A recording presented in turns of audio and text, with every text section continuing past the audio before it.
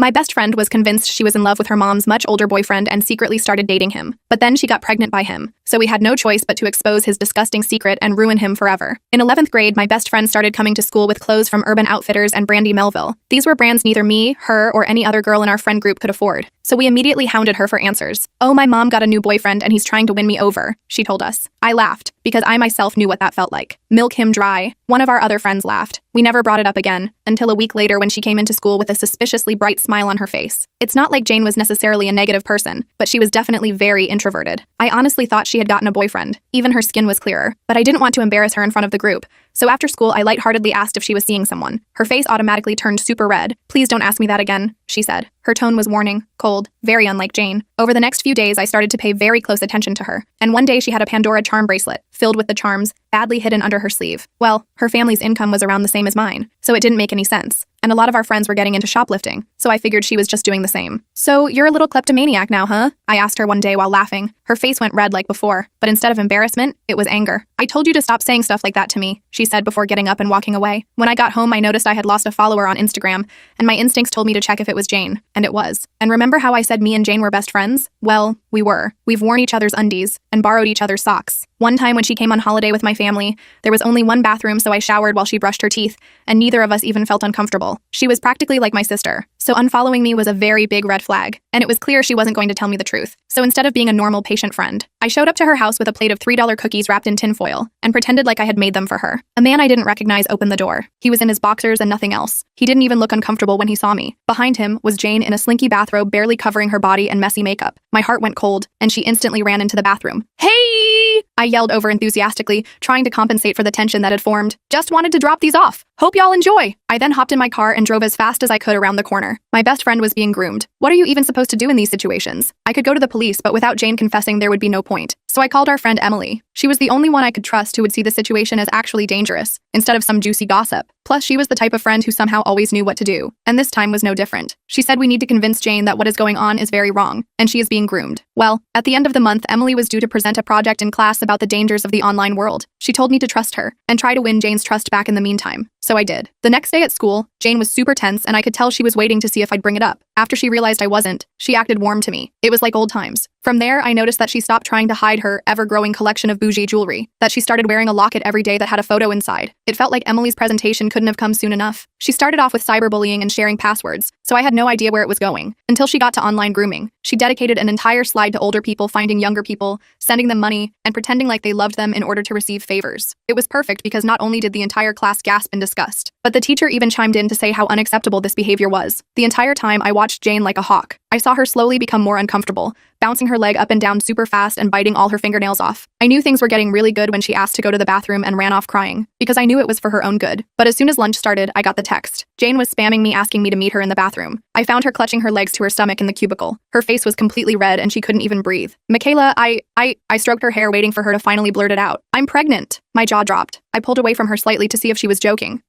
I couldn't even say the word stepdad, but she nodded anyway. I hugged her super tight and just reminded her that we were in this together. This made her loosen up a little. We stayed like that for what felt like forever, until her breathing finally steadied. I pulled some rough paper towels from the dispenser and helped her clean her face. The bell for 5th period rang, but neither of us moved. "How far along are you?" I asked gently, trying to keep my voice calm even though my heart was racing. 8 weeks, I think," she whispered, staring at the grimy bathroom floor. "I took 3 tests. They were all positive." "Does he know?" I asked, already dreading the answer. Jane nodded, fresh tears spilling down her cheeks. "He said it's my fault, that I trapped him." She laughed bitterly, like I wanted this. I took a deep breath. "Jane, we need to tell someone, a counselor or something." To my surprise, she nodded. "I know. I can't do this anymore, Michaela. Last night she pulled up her sleeve, revealing a dark bruise circling her wrist. He got mad when I said I wanted to keep it. My blood boiled, but I kept my face neutral. "Let's go to Ms. Reyes," I suggested, referring to the school counselor everyone liked. "Right now." Jane hesitated, then nodded. We walked to the counselor's office together, my arm around her shoulders. Ms. Reyes took one look at Jane's tear-stained face and immediately ushered us into her office, closing the door behind us. The counselor, Ms. Reyes, watched us with a gentle expression. "You're doing the right thing," I whispered to Jane. "I promise." Ms. Reyes cleared her throat. "Jane, I need to ask, are you in immediate danger? Should we contact the authorities?" Jane's body went rigid against mine. "No police," she said firmly. "Please, he'll know it was me who told." Ms. Reyes and I exchanged glances. I could see she was legally obligated to report certain things, but the fear in Jane's eyes was unmistakable. "The shelter Emily found doesn't require police involvement right away," I explained quickly. "They can help her figure out next steps safely." Ms. Reyes nodded slowly. "I can drive you both there after school. In the meantime, Jane, you can stay here in my office." Jane clutched my hand so tightly her knuckles turned white. "Don't leave me alone." "I'll stay," I promised, looking at Ms. Reyes, who nodded her permission. "I'll write you both excused absences for the day," she said, stepping out to give us privacy. Once alone, Jane collapsed into tears again. "He's going to be so angry, Michaela. You don't understand what he's like when he's angry." The bruise around her eye had faded to a sickly yellow-green, hidden beneath a layer of concealer that was now streaking down her face with her tears. I wondered what other marks were hidden beneath her clothes. "What happened to the baby, Jane?" I asked gently. She stared at the floor, her shoulders hunched forward. "I told him I was pregnant. He said I was trying to trap him." Her voice became hollow, barely above a whisper. "He took me to some clinic 2 towns over, paid cash, used fake names, said if I ever told anyone he'd tell my mom I was a war." My blood boiled, but I kept my face neutral, swallowing the rage that threatened to spill out. "Did you want to keep it?" Jane shrugged helplessly. "I don't know. I didn't get to decide anything." "And the black eye?" "I threw up in his car afterward. He said I did it on purpose." We sat in silence for a while, Jane's head on my shoulder, her breathing gradually steadying. I texted Emily that we were in the counselor's office and about the plan to go to the shelter after school. Emily texted back immediately, "I'm coming too. Don't leave without me." Around lunchtime, Ms. Reyes brought us sandwiches from the cafeteria. Jane barely touched hers, picking at the crust before setting it aside. The sandwich sat there on the desk, just a single bite taken out of it. I remembered how Jane used to eat everything in sight. She'd always finish my leftovers and joke about having a bottomless pit for a stomach. Now she looked like she'd lost at least 15 pounds since the beginning of the school year. "What if my mom reports me missing?" she asked suddenly. "The shelter will help with that," I assured her,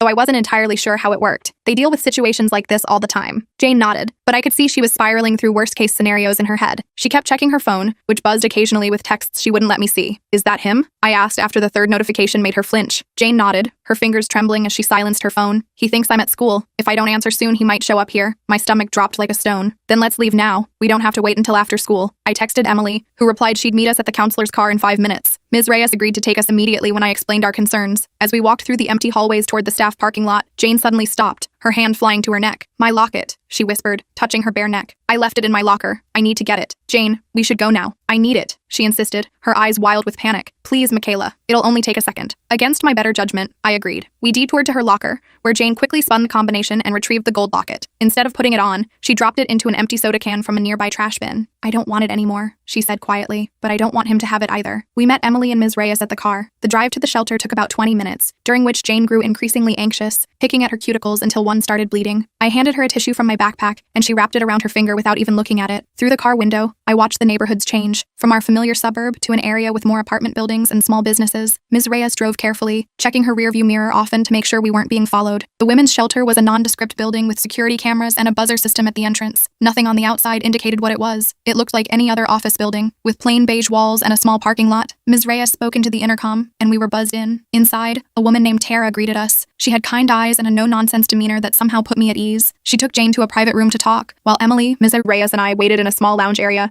with worn but clean furniture. "Will she be safe here?" I asked Ms. Reyes, twisting the hem of my shirt between my fingers. "Yes," she assured me. "This place has excellent security protocols." Emily pulled out her notebook, flipping to a page filled with her neat handwriting. "I brought all my documentation, everything I've collected about Kevin, dates, the Instagram posts, everything." Ms. Reyes looked impressed. "That will be very helpful, Emily." I glanced around the waiting room, taking in the posters about domestic violence and safety planning. There were pamphlets in multiple languages stacked on a small table, and a children's play area in one corner with worn but clean toys. A bulletin board on one wall had success stories pinned to it, anonymous notes from women who had rebuilt their lives after leaving abusive situations. I wondered if Jane would someday write her own note for that board. After about an hour, Tara came back without Jane. "She's getting settled in a room," she explained. "She's agreed to stay with us for now." "Can we visit her?" I asked, already missing my friend. "Not for the first 72 hours, Tara said gently. "It's protocol for high-risk situations. She needs time to decompress without outside influence." My heart sank, but I understood. "Can she at least text us?" "She can use our shelter phone to call you at designated times," Tara explained. "No personal devices allowed initially. It's for everyone's safety. Kevin likely has tracking software on her phone." We left our contact information and reluctantly prepared to leave. Before we did, Tara allowed us a quick goodbye. Jane was sitting on a twin bed in a small but clean room, looking both terrified and relieved. The room was simple, just the bed, a small dresser, and a desk with a chair. A window looked out onto a small courtyard, but the blinds were partially drawn for privacy. "I'm so proud of you," I told her, hugging her tight. "Thank you for not giving up on me," she whispered, her breath warm against my ear. The drive back to school was quiet. Ms. Reyes dropped Emily and me off with excused absence notes for our missed classes. "What happens now?" Emily asked as we walked to our lockers. "We wait, I guess," I said, feeling strangely hollow. After weeks of worrying and planning, Jane was finally somewhere safe, but the situation was far from resolved. That evening, my phone rang with an unfamiliar number. It was Jane calling from the shelter phone. "How are you?" I asked, curling up on my bed. "Scared," she admitted, "but they're really nice here. There's another girl my age, too." "Has your mom called you?" Jane sighed. "Yeah, I told her I'm staying with you for a few days. She bought it. She's working doubles this week anyway." "And him? He's called like 20 times, Jane said, her voice shaking. "The shelter people say I shouldn't answer. They're helping me figure out what to do next. They found out he had installed tracking apps on my phone. That's how he always knew where I was." After we hung up, I tried to focus on homework but couldn't concentrate. My math textbook sat open on my desk, but the equations blurred together as my mind kept drifting back to Jane. I wondered what she was doing right now, if she was scared in that strange place, if she was regretting her decision to leave. I checked my phone every few minutes, even though I knew she wouldn't be calling again tonight. Around 10 p.m., my phone rang again. Jane's mom. Michaela, is Jane really staying with you? Mrs. Walker asked, her voice tight with suspicion. My heart raced. Yes, Mrs. Walker. We're working on a big project together. The lie tasted bitter in my mouth. That's funny,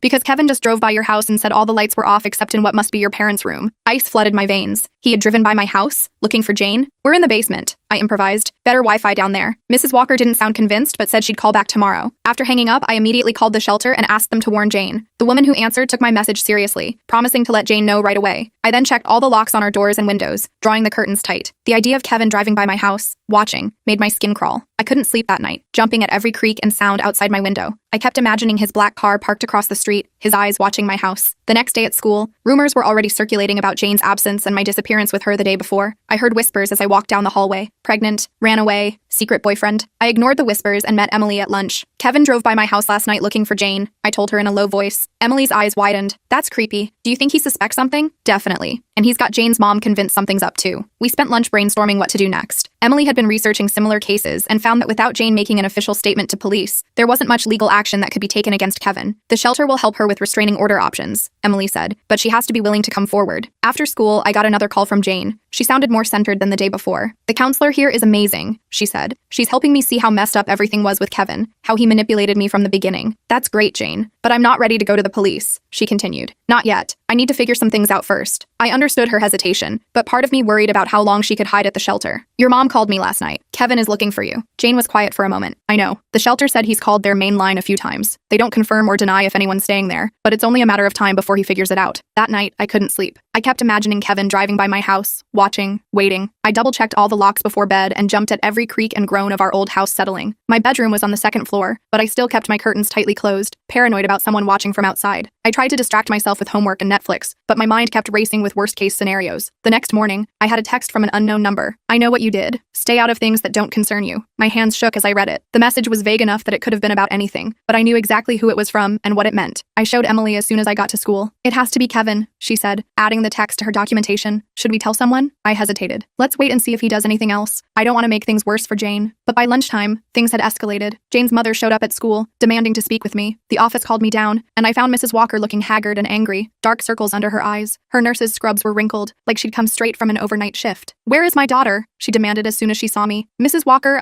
don't lie to me, she snapped. Kevin told me everything, about how you've been filling Jane's head with lies, trying to turn her against us. My mouth fell open. What? He showed me the messages, she continued. Jane told him how you've been jealous of their relationship, how you've been making up stories about him. My mind raced. What messages? Jane would never say those things. Then it hit me. Kevin must have access to Jane's accounts. The shelter had found tracking apps on her phone. What else might he have installed? Mrs. Walker, that's not true, I said carefully. Kevin is not who you think he is. Her eyes narrowed. Kevin has been nothing but supportive of our family. He's the only father figure Jane has ever known. I bit back what I really wanted to say. Have you talked to Jane yourself? Not through Kevin, but directly? A flicker of doubt crossed her face. She texted me she's fine and needs space. From her own phone? Mrs. Walker hesitated. Well, from her number. I took a deep breath. Mrs. Walker, I think you should try to talk to Jane directly. That's all I'm saying. She left looking troubled, which I counted as a small victory. I immediately called the shelter to warn them about Kevin's escalation and his apparent access to Jane's accounts. That afternoon, Emily and I went to the local police station to ask hypothetically what could be done in a situation like Jane's. The station was small, with fluorescent lighting and the smell of coffee permeating everything. The officer at the front desk initially seemed bored, but perked up when we mentioned our hypothetical situation involved a minor. The officer we spoke with, a woman named Detective Morales, listened carefully. She had kind eyes but a serious expression, taking notes as we explained the situation without using names. Without the victim coming forward, our hands are tied, she explained. But if you have evidence of a crime, we can investigate. Emily mentioned the Instagram posts and the threatening text I'd received. Detective Morales gave us her card. If your friend decides to come forward, or if you feel you're in danger, call me directly. A week passed. Jane called daily from the shelter, sounding stronger each time. She was working with counselors and legal advocates, preparing for whatever came next. Her mother had finally reached her directly and was beginning to piece together the truth, though Jane hadn't told her everything yet. I kept going to school, trying to focus on classes and homework, but my mind was constantly on Jane and whether she was safe. Then one morning, I arrived at school to find Kevin waiting in the parking lot, leaning against his expensive black car. My stomach dropped, but I kept walking, head down, hoping he wouldn't recognize me. I considered turning around, but there were other students around, and I thought I'd be safer in a crowd. Michaela, right? He called out, his voice friendly. Jane's friend? I stopped, heart pounding. Up close, I could see what Jane might have found attractive. He was handsome in a polished way, with an easy smile that didn't reach his cold eyes. He wore an expensive-looking watch and designer clothes, looking completely out of place in our school parking lot. Jane's been going through a tough time, he said conversationally, as if we were old acquaintances. Her mother and I are really worried about her. I haven't seen her, I lied, gripping my backpack strap so tightly my fingers hurt. That's strange, because her mother said she was staying with you. His smile remained fixed, but his eyes hardened. You wouldn't lie to a concerned parent, would you? I have to get to class, I said, trying to move past him. He stepped into my path, his cologne overwhelming me. I know you think you're helping her, but you're not. Jane has issues, delusions. She's made accusations before. My skin crawled. I really have to go. Just tell her to call me, he said, finally stepping aside. Tell her I forgive her. We can work this out. I practically ran into the building, texting Emily as I went. She met me by my locker, face pale. He was waiting for you? She whispered. That's intimidation. We should call that detective. I nodded, still shaking. He's trying to gaslight me, make me think Jane is the problem. During lunch, we called Detective Morales and reported the encounter. She took it seriously, but reminded us that without Jane filing a report,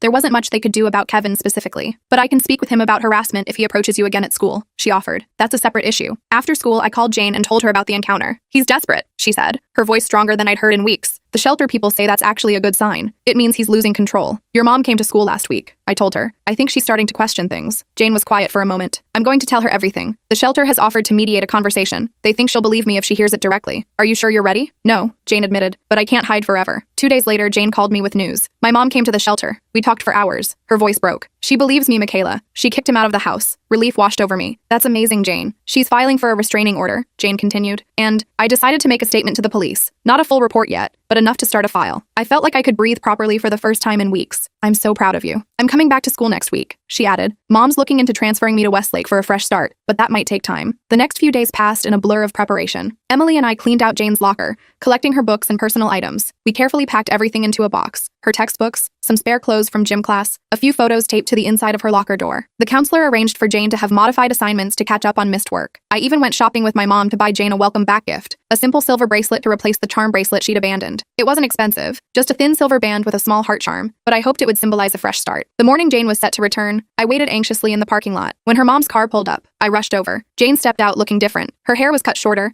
and she wore a simple t-shirt and jeans instead of the flashy clothes Kevin had bought her. The locket and charm bracelet were gone. She hugged me tight. Thank you, she whispered, for everything. The day wasn't easy. People stared and whispered. A few insensitive classmates asked where she'd been, if the rumors about her being pregnant were true. Emily and I flanked her like bodyguards, shutting down questions and creating a buffer between Jane and the rest of the school. At lunch, Jane seemed overwhelmed by the cafeteria noise, so we ate outside instead. The spring air was warm, and we found a quiet spot under a tree away from the main lunch area. Kevin keeps texting my mom, she said quietly. The number is blocked, but he creates new ones. The police said it's not enough to violate the temporary restraining order since he's not directly contacting me, and the texts aren't explicitly threatening. Has he tried to contact you? Emily asked. Jane shook her head. Not directly, but I'm scared to go home sometimes. What if he's waiting? Your mom changed the locks, right? I asked. Yeah, and we got a security camera for the front door, Jane confirmed. But still, I understood her fear. I'd been jumping at shadows myself since Kevin approached me in the parking lot. That afternoon, as we walked to the parking lot after school, Jane suddenly froze. That's his car, she whispered, pointing to a black sedan idling near the exit. I immediately pulled her back toward the building. Let's go to the office. We'll call your mom and the police. We reported the sighting to the school security officer, who went to check it out, but the car was already gone. Jane was shaking so badly that the nurse suggested she lie down until her mother could pick her up. He's not going to stop, Jane said, tears streaming down her face. He'll keep finding ways to get to me. I held her hand tightly. We won't let him. Jane's mother arrived looking frantic. She hugged Jane fiercely before turning to me. Thank you for watching out for her, Michaela. Always, I promised. That night, I got a call from Jane around midnight. He was outside our house, she whispered, just sitting in his car, watching. Mom called the police, but he left before they arrived. Did they take a report? Yes, but they said it's still not technically violating the restraining order since he stayed on public property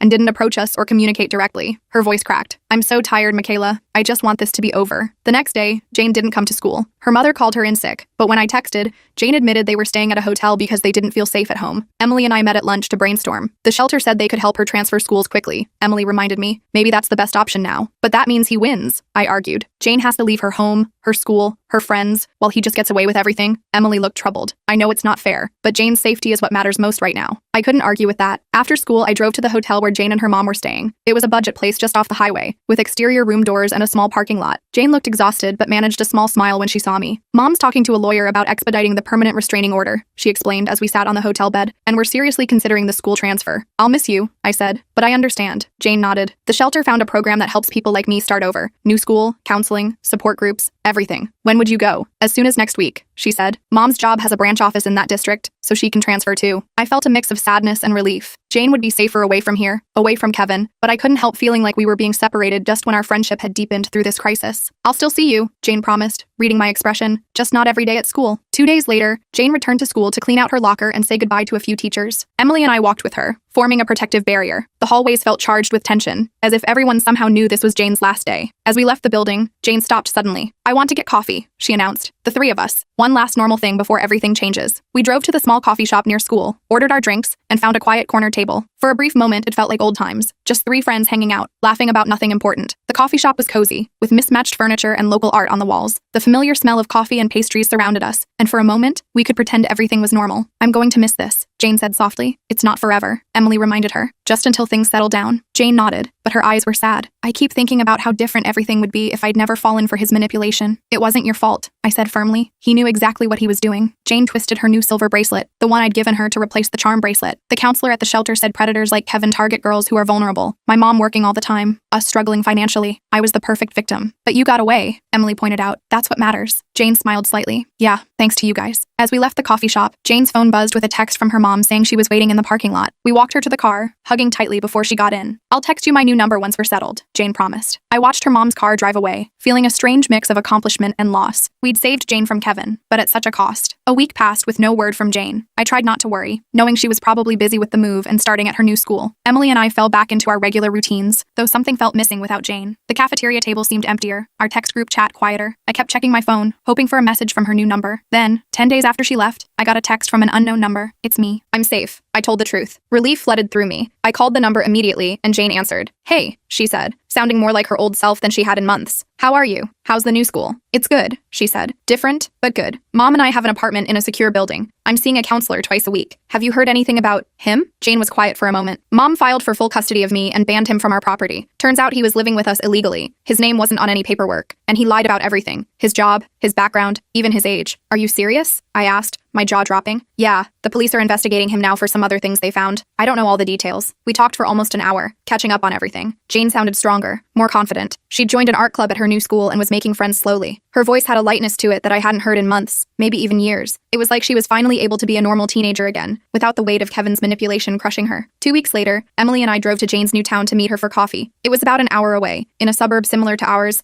but with newer buildings and wider streets. Jane was waiting for us at a small cafe, waving excitedly when she saw us. The difference in her was striking. Her eyes were clear and bright, her smile genuine. The expensive clothes and jewelry were gone, replaced by simple jeans and a sweater that actually looked comfortable. She looked healthy again, her face had filled out, and her skin had a natural glow. I have news, she said after we ordered our drinks. Kevin's been arrested. Emily and I exchanged shocked glances. For what? I asked. Apparently I wasn't the first, Jane said quietly. When I finally made my full statement to the police, they connected him to 2 other cases in different counties. Girls like me. I reached across the table and squeezed her hand. I'm so sorry, Jane. She squeezed back. Don't be. It means he can't hurt anyone else now. As we sipped our coffee, Jane told us about her new life, her classes, her therapist, the support group she joined for survivors of grooming and exploitation. She was healing, one day at a time. Her eyes lit up as she talked about her art projects and the new friends she was making. It was like watching a flower that had been kept in the dark finally getting sunlight. What about the locket? Emily asked. The one you used to wear every day? Jane smiled. I left it behind, along with everything else he gave me. She touched the simple silver bracelet on her wrist, the one I'd given her. This is the only jewelry I need now. When it was time to leave, we hugged tightly in the parking lot, promising to meet again soon. Jane looked so different from the scared, broken girl we'd helped escape just weeks ago. She stood taller, smiled easier, laughed more freely. The shadows under her eyes were gone, replaced by a quiet confidence. As Emily and I drove home, I thought about how far Jane had come, from the girl trembling in a bathroom stall to the stronger, more self-aware young woman we'd just had coffee with. We did good, Emily said, as if reading my thoughts. Yeah, I agreed. We did. That night I got one more text from Jane. Thank you for not giving up on me when I gave up on myself. Love you both. I smiled, typing back. Always. That's what real friends do.